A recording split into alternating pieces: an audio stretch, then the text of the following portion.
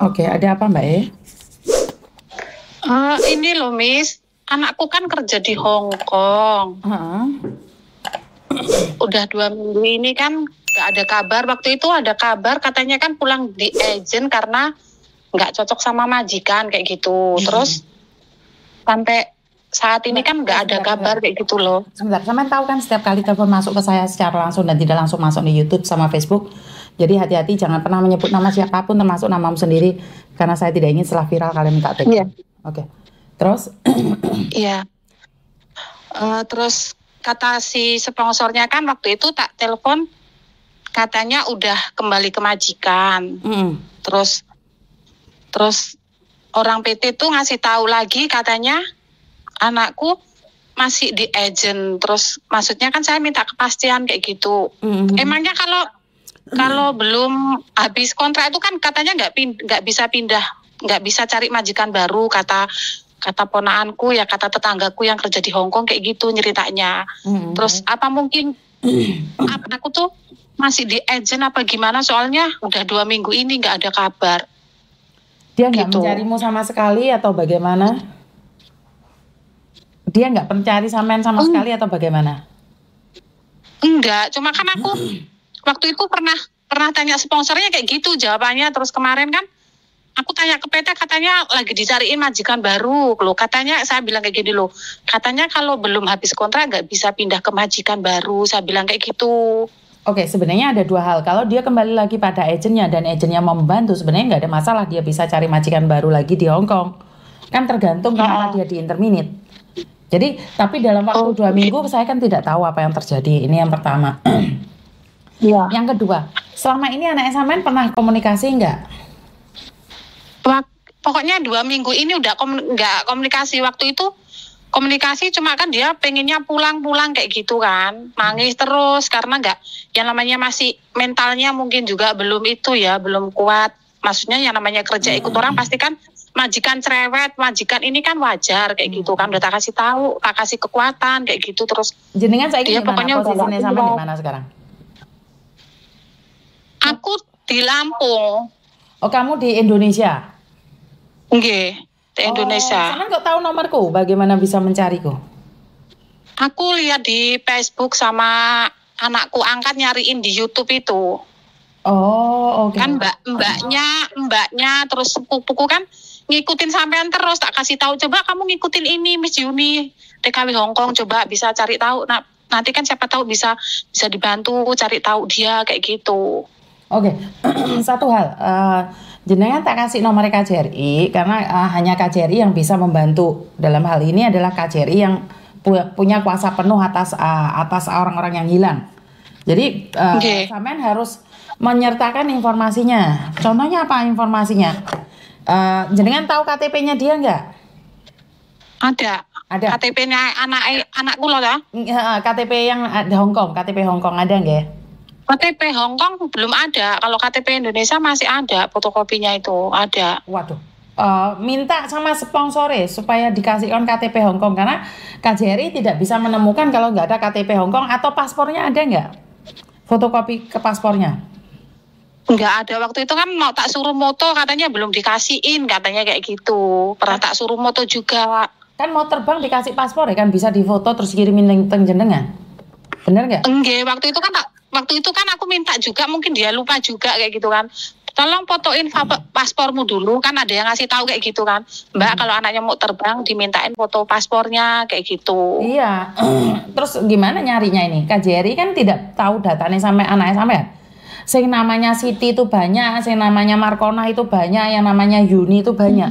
Terus pilih golek, ayo lek sampean gak ono datanya sama sekali. Tanyain sponsor. Terus aku harus minta itu ya, apa KTP Hong Kong ke sponsornya kayak gitu. KTP Hong Kong dan paspor dia. Kalau sudah mendapatkan, baru tanyakan sama KJRI, bahwa katakan sama KJRI kamu ibunya, kamu bisa tunjukin kakaknya, fotoin juga kakaknya ke KJRI, karena KJRI itu tidak akan memberikan informasi pada orang yang tidak dikenal, pertama. Yang kedua, KJRI tidak akan memberikan informasi jika Anda bukan keluarganya. Oh iya.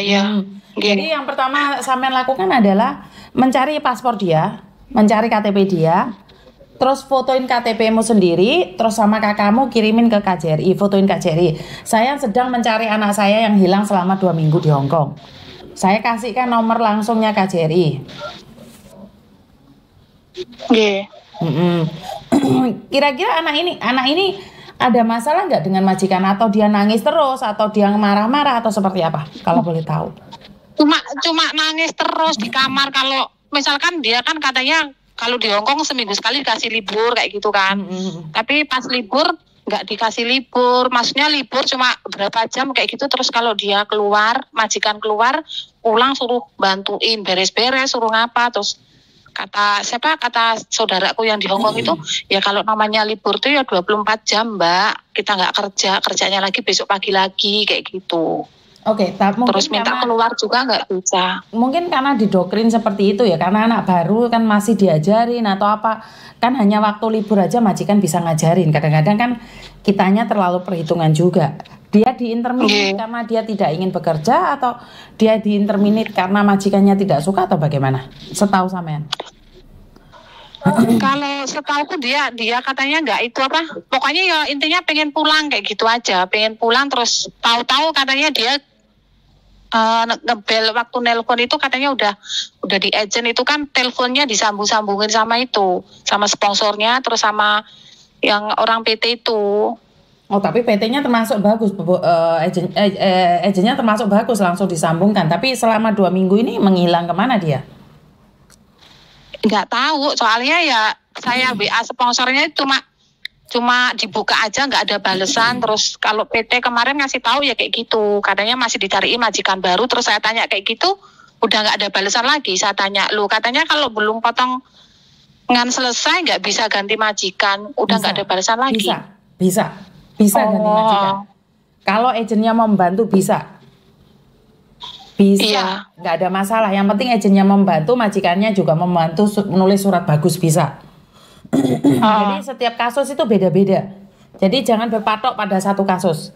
Terus anaknya umur berapa sih Bu, anak jenengan Bu? 23. 23, masih single? Single. Oh, mungkin masih keibu-ibuan, nggak kepingin berat kerjaannya, mungkin masih takut atau bingung gitu ya? Masih belum cukup. Kalau dulu pernah merantau, maksudnya pernah kontrak juga di Medan 1 tahun ya nggak ada apa-apa dia kontrak di Medan itu. Iya kan di Indonesia Bu. Iya, terus ya kemarin tuh kan saya yang mau berangkat, dia nggak boleh, biar aku aja Bu, katanya kayak gitu.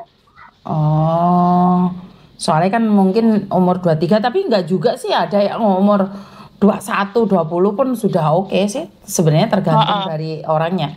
Yes, nggak apa-apa. Sampai sekarang cari informasi tentang paspor, KTP dia. Kirimkan pada KJRI. Sekarang dengan tak kasih nomor KJRI yang secara langsung ya.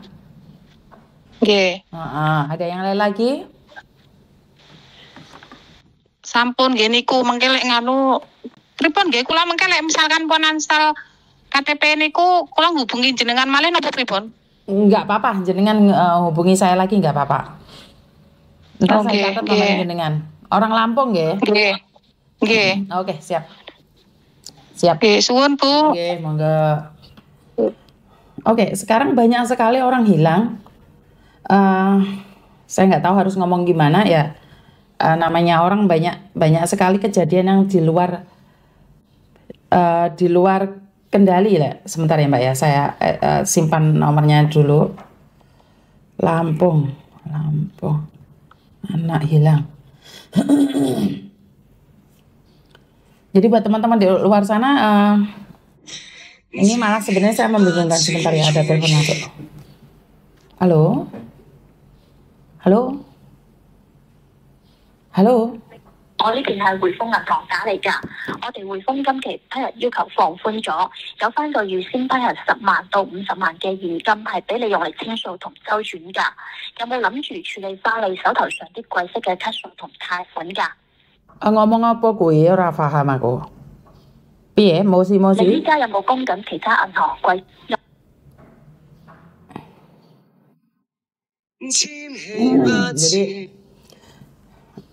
golongannya kon utang-utang wi. Jadi buat teman-teman di luar sana berhati-hatilah. Saya selalu titip pesen sekali lagi, titip pesen, tolong. simpenan nomornya atau paspor ataupun KTP keluargamu yang sebelum terbang, biar kalau ada kejadian yang tidak diinginkan tuh mudah untuk kita mencarinya gitu loh. Kayak gini kan saya tidak bisa membantu mencari karena semua kan di luar kendali kita. Jadi tidak bisa dong kita membantu tanpa tahu identitasnya. Itu aja dari saya, kurang lebihnya saya minta maaf. Ingat satu hal, mintalah data keluargamu yang ada di luar negeri agar kalau ada sesuatu yang tidak diinginkan, kamu lebih mudah untuk mengeceknya. Itu aja dari saya, kurang lebihnya saya minta maaf, dan wassalamualaikum warahmatullahi wabarakatuh. Berkat Tuhan mengalir atas hidup kita semua. Semoga semua makhluk hidup bahagia, dan terima kasih. Bye-bye.